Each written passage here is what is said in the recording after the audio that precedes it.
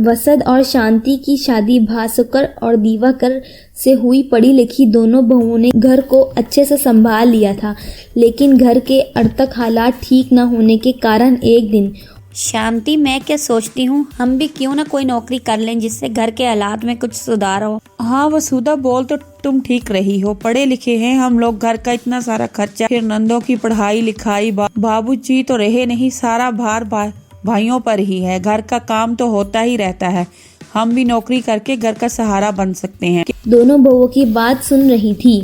ठीक बोल रही हो तुम दोनों। वैसे भी तुम्हारी दोनों नंदों का फाइनल हो जाएगा इस साल, फिर ऊंची पढ़ाई लिखाई के लिए ऊंचे दाम भी देने होंगे। दोनों बेटियों की कमाई से घर ही चलता है।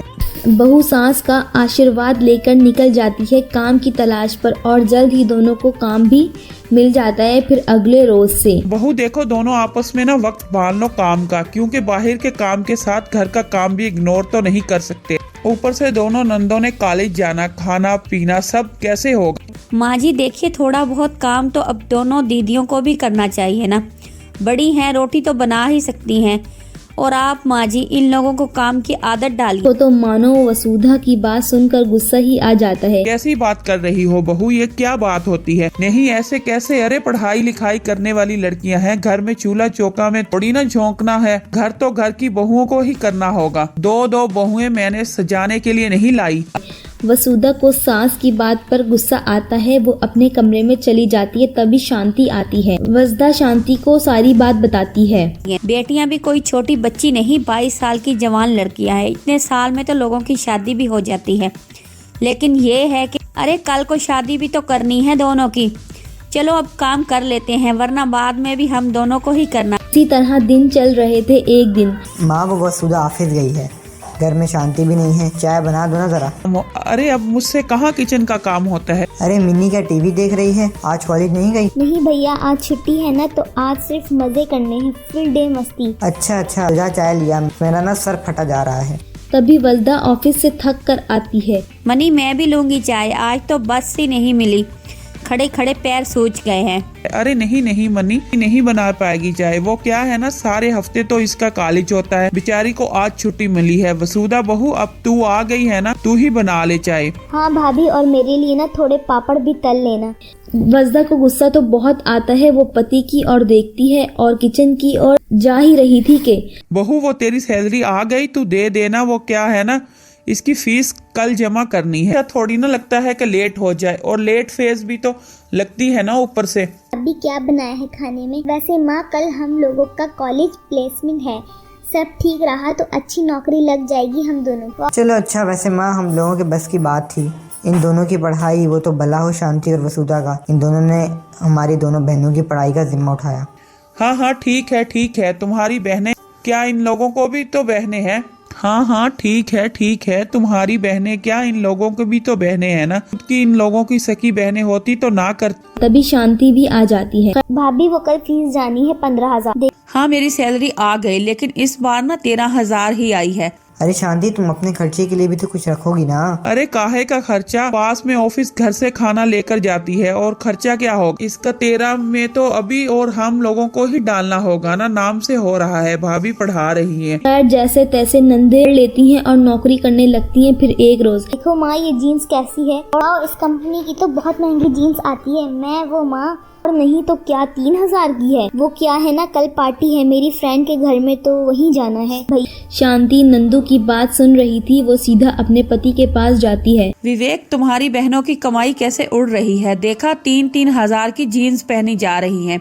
अरे जॉब कर रही हैं तो कम से कम अपने पैसे बचाएं, शादी के वक्त फिर कैसे मैनेज हो पाएगा। पति कुछ नहीं कहता। शांति को लगता है कि वो माँ से बात करेगा, लेकिन ऐसा नहीं होता। फिर एक रोज माँ जी भैया कोई है, वसुधा गिर गई, इसे चक्कर आया है। तभी शांति की सास और नंदे आती हैं। घर में डॉक्टर को बुलाती हैं। अरे आपकी बहू तो पेट से है, बधाई हो, घर में नन्हा मेहमान आने वाला है। लेकिन याद रहे, इन्हें ज्यादा काम ना करने दे, जिस्म काफी कमजोर है, और खाने पीने का अच्छे से ध्यान रखिएगा, ठीक है। वैसे नौकरी तो कर सकती है ना डॉक्टर साहब। नहीं, ट्रेवल तो बिल्कुल नहीं कर सकती आप। बस ये ध्यान रहे कि इन्हें अच्छा खिलाए पिलाएं, ऐसे ही नहीं बन जाते दादी। चलिए 2,000 हो गए मेरे सेटिंग चार्जेस।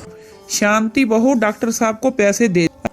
पर माँ जी इस बार तो मेरे पास एक पैसा नहीं बचा, सारा पैसा आपको ही तो दे दिया। शांति नंद की तरफ देखती है क्योंकि कमा तो वो भी रही थी। अरे नहीं नहीं, इसके अपने खर्चे बहुत हैं, बेचारी कैसे मैनेज करती होगी वही जानती हैं। तू एक काम कर, डॉक्टर साहब का UPI ले ले, वसुधा बहू खुद ही कर देगी जब ठीक लगेगा इसे तो। लेटी लेटी वसुधा सब सुन रही थी, देख रही थी कि इसे अफसोस होता है कि जिस घर के लिए उसने सब कुछ लुटा दिया वो सास उसके बच्चे के लिए भी पैसे नहीं देना चाहती। वसुधा शांति की ओर देखती है। रुकिए सर, मैं अभी पे करती हूँ। शांति अपने पति से बात करके डॉक्टर को पैसे दिलवाती है। डॉक्टर के जाने के बाद माँ जी आप दादी बनने वाली हैं, लेकिन आपके चेहरे पर खुशी नहीं दिख रही। अरे काहे की खुशी, सुना नहीं डॉक्टर क्या बोल कर गया है? नौकरी नहीं कर सकती, खाने पीने में अच्छा देना होगा, जिस्म कमजोर है, पैसे नहीं कमाएगी, घर में पड़ी रहेगी तो काम कौन करेगा, तू अकेली। अभी वसुधा का पति आता है। क्यों शांति अकेले करेगी? दो जवान लड़कियां हैं, आप भी बूढ़ी नहीं हैं, घर का सब काम मिलकर करेंगे।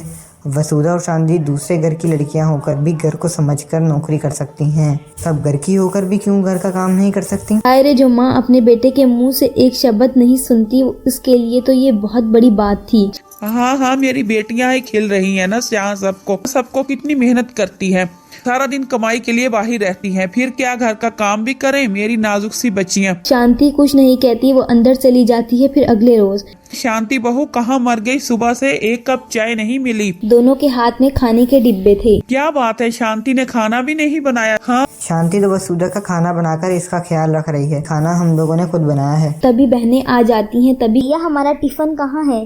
भाई अकेले के लिए खाना बना लिया और मेरी बेटियों के लिए। अरे माँ रहने दे, मैं तो बाहर खा लूँ। माँ भी इसी बहाने बाहर के खाने का मौका भी मिले मेरे। हाँ हाँ, मेरी बच्चियां इस घर में वैसे भी तुम लोगों के लिए कोई नहीं सोचता, देखो बाहर से खाने ले आए इन लोगों के लिए, अब मेरे लिए कुछ है या मुझे बूढ़ी को पानी पीकर ही रहना होगा? शांति आती है। अरे सासू माँ आप क्यों पानी पिएंगी, आपकी दोनों बेटियां कमा रही हैं, बहुओं के पैसे बेटियों के पैसे, अरे आज 100-200 बेटियों के लिए लीजिए।